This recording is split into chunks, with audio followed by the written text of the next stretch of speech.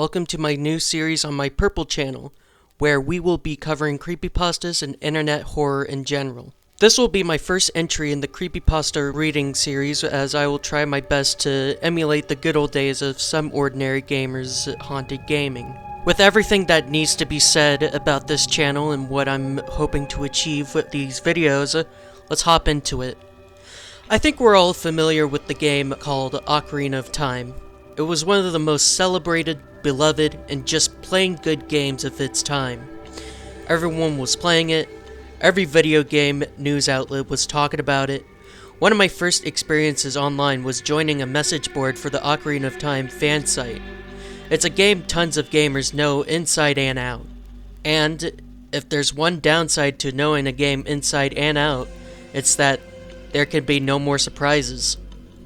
In a situation I imagine is familiar to most of you, I was 13 years old, alone in my living room playing Ocarina of Time.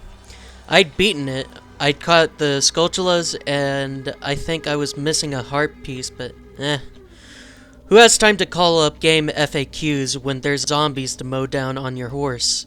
Just a peaceful night of skeleton smashing, and then I saw it. It was something that wasn't there before. No. Something that was never there before. In the middle of the field, plain as day, an NPC I'd never seen in the game, just standing there, not moving.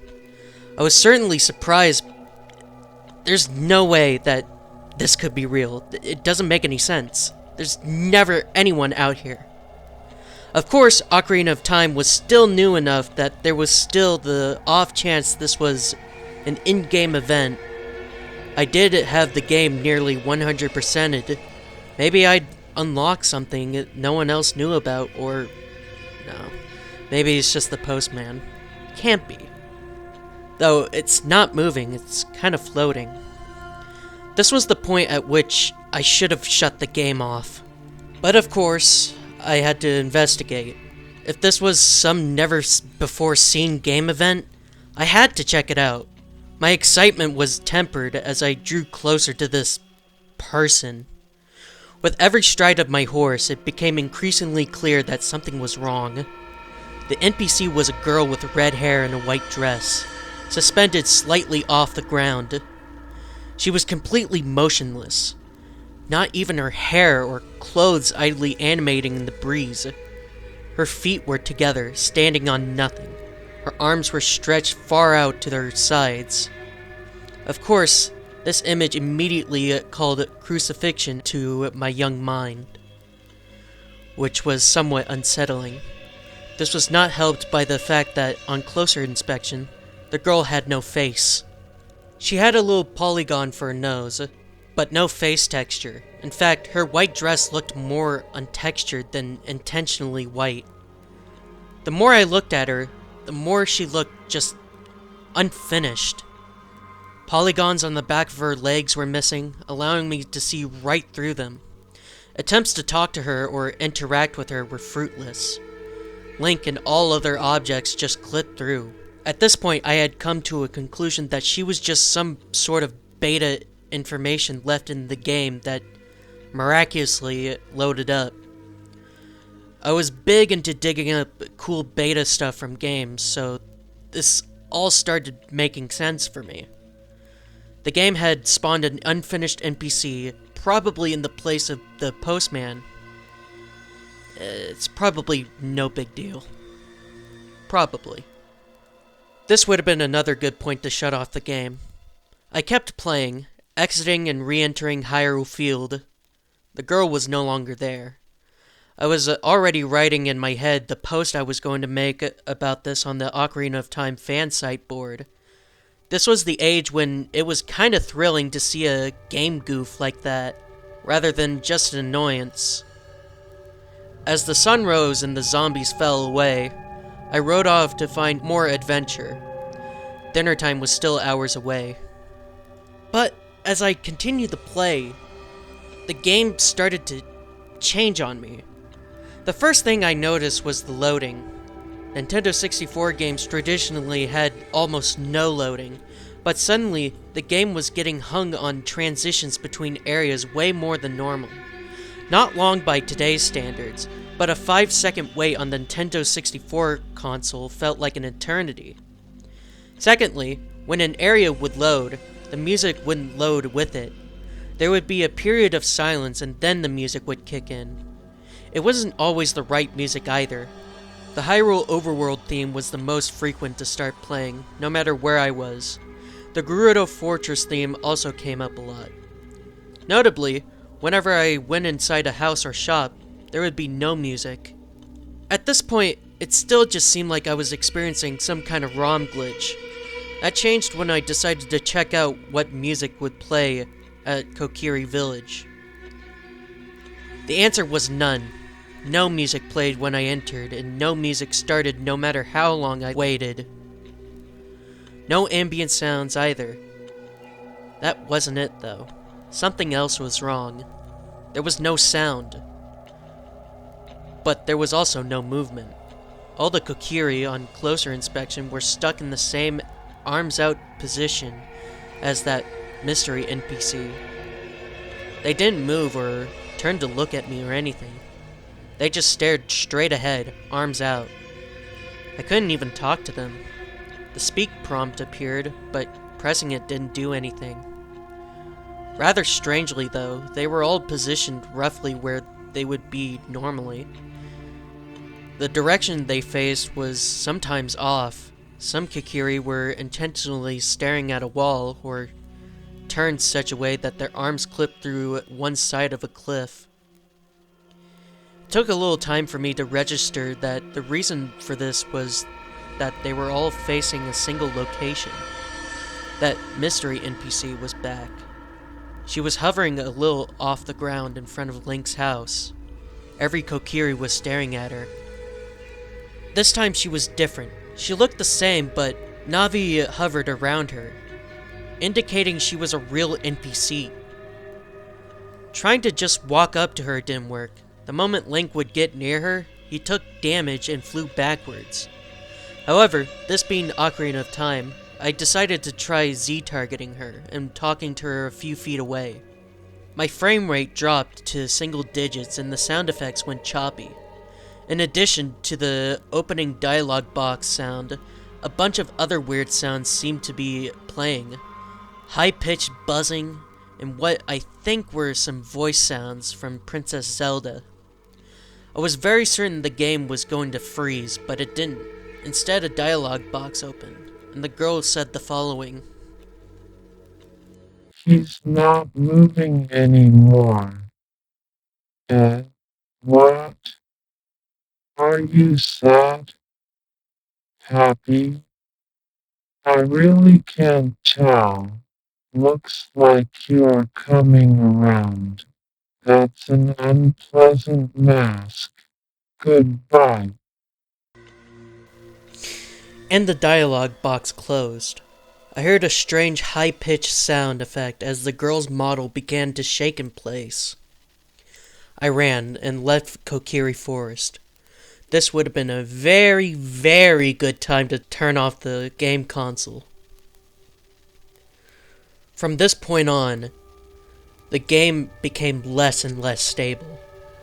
Doors and transitions between areas no longer went to the proper place. I believe upon leaving Kokiri Forest, I immediately appeared in the graveyard. That kid was there in the same arms-out position. Talking to him made him say the same thing he always says, but only once. After that, he ceased to be targetable. I won't summarize the entire next half hour, partly because I don't remember it all, and partly because it was a lot of the same stuff. Nearly every NPC I encountered was in that arms-out position. Those that weren't were still usually frozen in place, facing the wrong way or doing something else out of the ordinary. Enemies were either non-existent, failing to spawn I guess, or similarly frozen. I encountered some Tektites frozen in midair on Death Mountain, which damaged me if I touched them, but couldn't be hurt themselves. As time went on, the game just started falling apart. Whole textures or polygons would just be missing. Sound effects would play a few seconds after they were supposed to. Pre-rendered backgrounds failed to appear entirely, and finally, I was left in the black void. Well, not really. I was in a black void, but the location text said Marketplace. Apparently all the textures and pre-rendered backgrounds had failed to load. No music, no sounds other than my footsteps. The Marketplace NPCs were there, strangely not with their arms out as I come to expect. They were animated normally and could be spoken to. However, they all said the same thing, after which they would stop moving. Beware of the princess. After talking to this last NPC, the re-dead scream sound effect started playing over and over again. The model of the girl with red hair appeared, somewhere out in the void. Without animating, all the townspeople in unison turned towards her. I think I lost control of Link at this point. The last thing I remember was him turning towards her with the other townsfolk. He may have started to walk towards her too. He let out a scream like he was being hurt. This was also a very good point to turn off the game, and I did. And that was that. I didn't play Ocarina of Time for an entire month. When I switched it on, there was no hint of oddness. Where this is a simple ghost story, this is where it would end. My one brush with the paranormal. Sadly, that was far from the end. This was only my first experience with the entity we know as the princess. And as for who we are, I'll get to that next time. Oh, and needless to say, there's no scrap model of a girl with red hair and a white dress anywhere in the code in Ocarina of Time. Of course, after my experience, I made sure to tell absolutely everyone what had happened. I told my parents, my sister, the kids at school, and even made a huge post on that message board I frequented. For obvious reasons, no one I told believed me. Well, a couple of people on the message board believed me, but you can find people to believe anything on the internet. Honestly, I couldn't blame them. As the weeks turned into months, even I started to question what I'd seen. It was so nonsensical. How could it have happened? I do have vivid dreams sometimes, and scary ones too. I've had dreams where I get shot or stabbed, and be absolutely certain I was going to die. I would feel energy slowly leaving my body, start lamenting how I'd never properly said goodbye to my family. Tried desperately to think of how to get the most out of my final seconds. And then my watch would go off and it'd be time for breakfast. I've never suffered a wound that severe in real life, but somehow it's like my mind knew how it would feel to die. I'm getting sidetracked here. My point is that I wonder if the incident with the video game was just one of those vivid nightmares. It felt just about as real. I didn't remember waking up afterwards, though. After about 6 months, I just kinda dropped the whole thing. No one was listening, and it wasn't even worth the effort anymore. I hadn't had anything like it happen since, so I stopped telling people my video game ghost story and went back to leading a normal life. 7 years passed. This has nothing to do with Ocarina of Time, and the similarity is complete coincidence. I was now a college student, struggling with a degree in film. I'd always wanted to get into video games, truth be told, but I just never had the head for programming. I'd program exactly one video game in my life, and it all boiled down to watching 4 circles race from one side of the screen to the other. It was less fun than it sounds. Completely out of the blue, 7 years since I've thought of that afternoon, I received a message on Instant Messenger. This was a few years ago, when people still used Instant Messenger. The following conversation occurred. This was not a transcript, and this was instead done from memory. When you read it, keep in mind that the actual person's grammar was much, much worse. They're not alone. Thanks. Who is this? Remember that incident 7 years ago? I think you messaged the wrong person. No, Ocarina of Time, the girl with the red hair. At this point, I had to pause for a second. I hadn't even thought about this for years. I became very agitated for some reason, more than I probably should have. Still, polite to the last, I repressed my urge to type, "How the fuck do you know about that?" in all caps and tried to hear him out. "Where'd you hear about that?" "We found your old post. It's archived. Everything is. We're good at finding stuff." "Why, and who's we?" "She's real." There was about a 30-second pause here. I think the person was expecting me to reply something like, "What?" or "No fucking way." Honestly, I wasn't sure how to respond. "Go on." "You really saw what you think you saw. She's called the Princess. We've all seen her." Again, who's we? "We need you. Come here." He then posted a URL. I was dubious, but if he knew about my story, at the very least he wasn't some spam bot trying to get me to buy some cheap pills.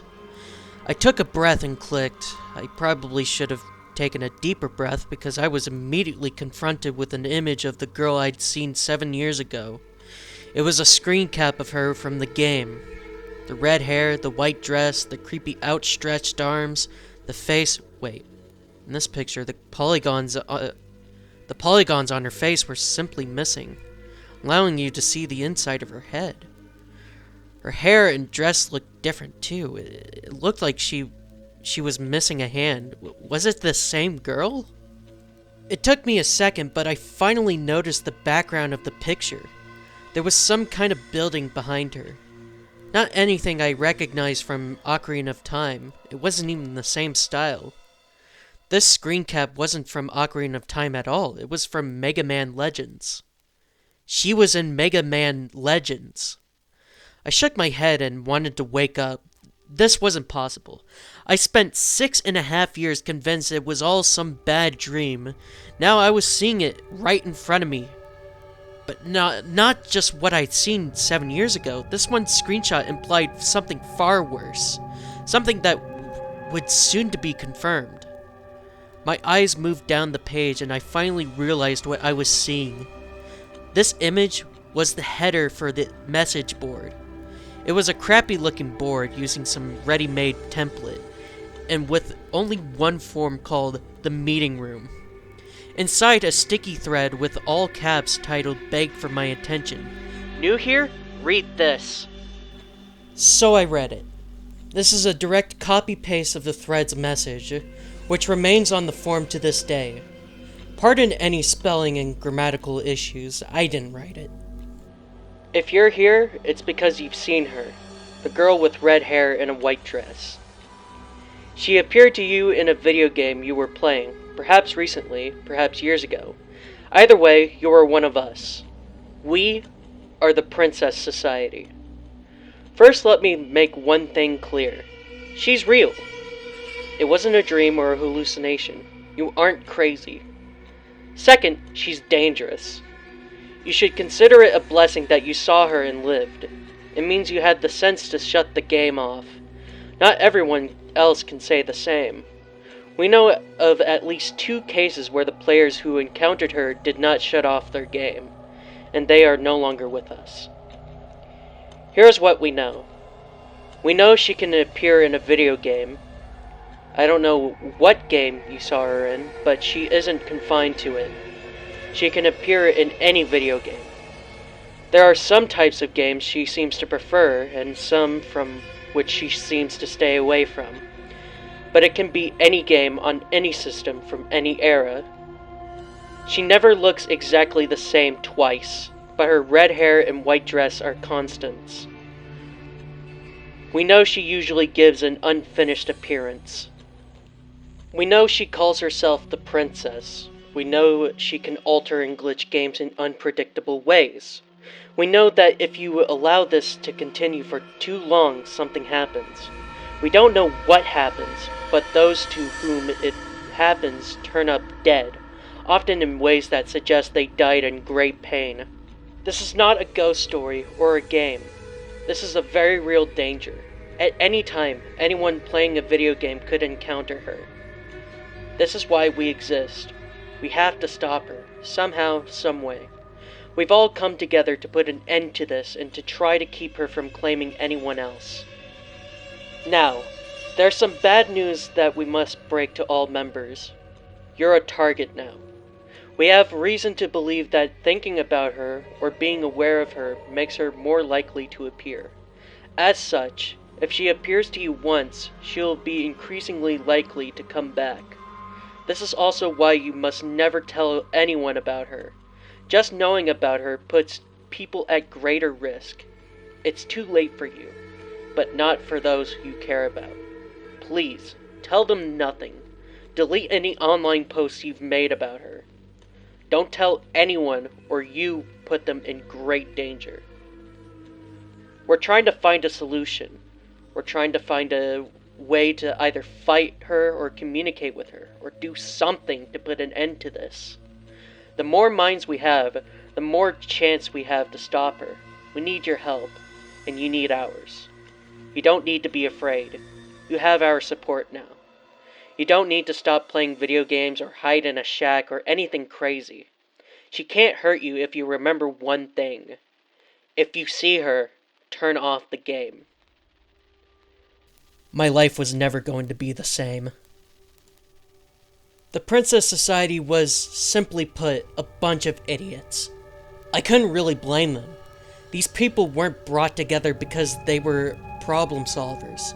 They were just random gamers who'd all happened to encounter the same thing.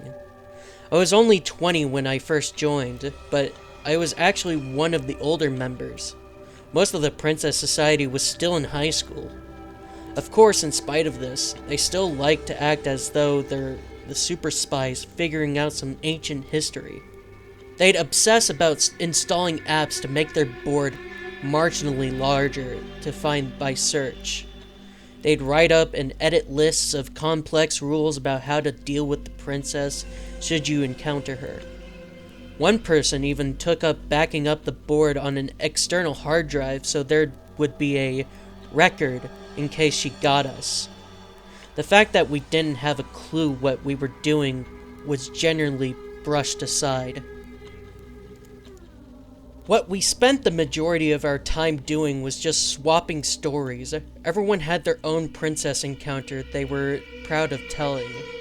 I'll admit, it was rather fascinating. Most of the stories were like mine, vaguely creepy but nothing horrifying. Here are a few I remember, heavily abridged. Wild 000.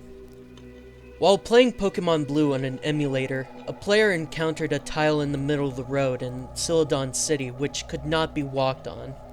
The tile appeared empty, but resisted attempts to enter it as though an NPC was there. The player eventually realized he could talk to this blank square, but all it would open was a blank dialogue box. Moving on, the player noticed periods of silence between music transitions, which were getting longer and longer. After a while, NPCs stopped responding and animating, and some building textures were replaced with nonsense. As the player considered resetting the emulator, he absent-mindedly walked back to the location of the invisible Celadon NPC. On that space, how he found a fuzzy sprite of a girl. The moment he approached her, he got an exclamation mark over her head and ran at him, acting like a rival trainer. Unlike most rival trainers, she actually walked into the player sprite before opening up a dialogue box. After the transition, the player found himself fighting Wild 000, with the sprite of what the player said at the time looked like an angel with no face. She behaved mostly like one of those ghosts that can be only unmasked with the scythe scope. Pokemon were too afraid to fight her, and instead of attacking, she opened dialogue boxes of garbage characters. Eventually, one of these boxes froze the game on a high-pitched whining sound, at which the player just reset the emulator. The player remembers that there was a lingering effect on his file from this. His character's name was now blank, specifically had been replaced by 5 spaces. A face in the crowd. Now, I actually forget which game this was. It wasn't the one pictured above. I don't think. It was some WWE wrestling game on the original Xbox. Apparently, this player booted up an exhibition match only to realize the crowd wasn't animating during the introductions. They were frozen still. Also, no sounds of cheering were playing, it was just the entrance music and sound effects. When the match began, the player noticed someone out in the crowd. It was a 3D polygonal model of a girl with white hair and a red dress, who stood out immensely because the normal crowd was just 2D sprites. She was actually animated, and her head would turn to follow the movements of the first player wrestler. Sometimes she would fidget her arms for some unknown reason. Most of the time, she just held her arms straight out of her sides. Though they both started the match at full health, both wrestlers immediately began acting as though they'd taken a heavy beating, clutching their chests and limping towards each other. Despite this, both wrestlers were suddenly far more resilient than usual, and the match just went on and on. It had also somehow turned into a submission-only match, where all referee features turned off. By the time the player finally forced his opponent to tap out, both wrestlers had pretty much had every battle damage decal the game could put on them. They both looked like bloody pulps. Once the match ended, a low droning of what sounded like improperly mixed crowd sounds kicked in as player 1 wrestler did his victory pose. After that, a menu appeared. The player realized he couldn't move the menu selector off the rematch no matter what button he pressed. Dreamland Nightmare. Playing Vigilante 8, a car combat game in the vein of Twisted Metal on the Nintendo 64, a player encountered the princess standing around in her usual pose in the Casino City map during Johnny's Torque's campaign. Thinking she was some kind of Easter egg, the player's first inclination was to shoot her, at which point she exploded like any other destructible object. The player finished the map as normal, but when the next map began to load, there was no story summary screen like normal. Instead, it was a corrupted image with a blank space where text should be. The screen lasted about 20 seconds, during which the player was convinced this game had frozen. It hadn't. The mission began with the player as Johnny Torque on the mission Super Dreamland.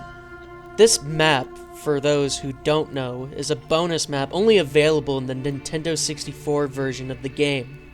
It's basically a joke map that was made to look like a cartoon fantasy kingdom, in contrast with the rest of the game's 1970s dark and gritty aesthetic. The map, however, was very different from usual. There was no music playing, but even more unsettling, the lighting was way off. As the player described it, it was night, or supposed to be night, I think. As close as the game could get. It was like a video game version of day for night movie scenes. The player drove around a bit. At first it seemed like there were no enemies, but after searching, the player found that Beeswax and Dave were sitting in their spawn points, not moving. They appeared to have no AI. The player rammed into them a couple of times to see if they react. But they didn't. Eventually, he tried blowing them up to see if they would respawn with a proper AI or something. Nothing that simple, unfortunately. The moment the player defeated Beeswax, the Super Dreamland music began playing very loudly and full of audio artifacting. The player looked around for Beeswax's respawn, but instead saw what appeared to be a glowing driving car around the other end of the map. On closer inspection, the car wasn't glowing so much as the weird nighttime filter wasn't mapping to it, making it appear a lot brighter than everything else. This car didn't match any other vehicle in the game, looking like a boxy, untextured mess of polygons in a vague car shape. The mystery car had actual enemy AI, though it was erratic. It was constantly ramming into walls and trying to drive places it couldn't. It would only get it together to attack the player if it got very close. Even then, it would just kinda spam weapons without much strategy or attempting at aiming. Overall, a very weak opponent, made weaker by the quick discovery that it could be killed in one hit by anything. But it had a trick. For every one of these vehicles the player destroyed, several more would appear. It seemed to be anywhere from 2 to 4 new ones appearing every time one was destroyed. Stopping attacking didn't help the situation because the vehicles were attacking and destroying each other too. Very quickly, the map exceeded the usual maximum of vehicles and the already weak frame rate plummeted. It should be noted that this entire time, the Super Dreamland music was getting louder, slower, and glitchier. It was actually the overwhelming music that eventually forced the player to shut off the game. By the end, the player says that the music was just a high-pitched screech that sounded almost like a voice. And here we move to the final story that we'll be covering in this chapter. Peekaboo. A short one, but an important lesson was learned from it. A player encountered the princess while playing the first Portal on his PC. In this case, the player in question was already a member of the Princess Society and immediately quit the game upon seeing her. She was in one of the offices near the end of the game, if you're curious. The player immediately went to the Princess Society message board to log his sighting. While typing his post, he heard a voice very clearly through his headphones. I see you. It was the sentry turret dialogue. The player immediately shut off his computer, realizing that just quitting the game wasn't enough. And most of the stories were just like that. A lot of them ended with the player's game freezing or becoming so unplayable, the player turned off the game. Very few ended quite as dramatically as mine. However, as I'll get into later, my story was also unique in a much more important way. Well, that was quite the story. I actually liked it very much. There's some grammatical errors and the splicing and the sentence mixing that I had to do for this video was kind of hard since I'm not really good at speaking in general. I keep stuttering over my words and stumbling over them. So I can't really do much about that. The only thing I can do is retry saying it and then cutting out the ums and ahs. Other than that, I think this channel is a good way to try to alleviate some of that vocal speech mishaps, like exercise a little. Tell me what you think. If you like it, average Mudahar outro shit. I'll see you later. Peace.